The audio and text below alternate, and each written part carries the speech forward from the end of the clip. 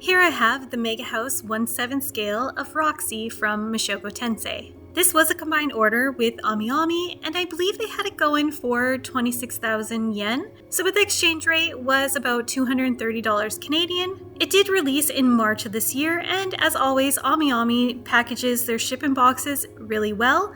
Plus Megahouse added the brown box, giving it more protection. The figure box is sturdy and has lots of illustrations of the figure, and I like the reflective finish on her name. This figure does belong to my husband, although I wanted it myself. I have gotten about 15 figures from Megahouse in my years of collecting, although a few I have sold off, one specifically due to quality control issues. But I still feel really confident in Megahouse overall. The outer shell is nice and solid and extra padding in there. Taking her out, we see that she's basically in one piece, which is fantastic, especially for something with these kind of effects and design. They do have 3 screws in the bottom holding it together, and I don't mind the color choice for the base. I do think it helps balance the entire presentation. She does have some weight to her, and overall things look really good. All that is needed for assembly is attaching her right hand that is holding her staff. The staff does have some weight to it. Everything looks really good overall.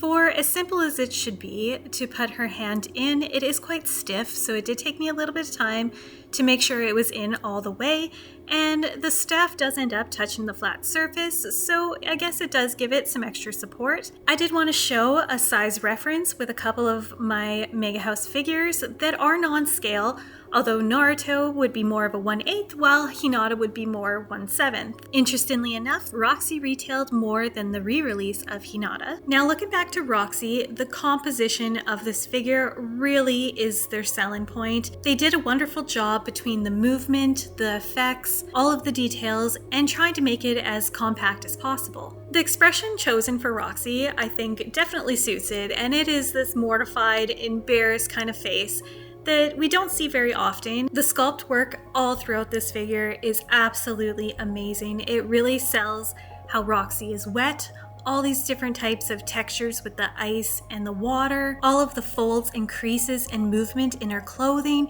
and how she's pulling down her hat. Her hair, there is lots of fine little pieces, and there are some seam lines, really are not a big deal. Nothing is blotchy, it is nice and sharp.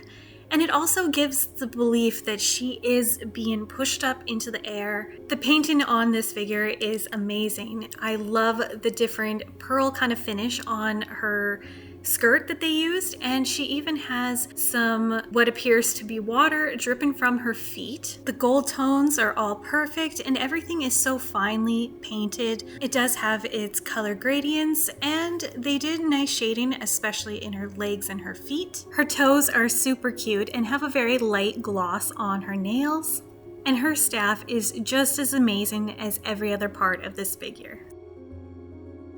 Roxy is absolutely perfect. I cannot recommend her enough. Thank you for watching. I hope you enjoyed. Till next time, take care.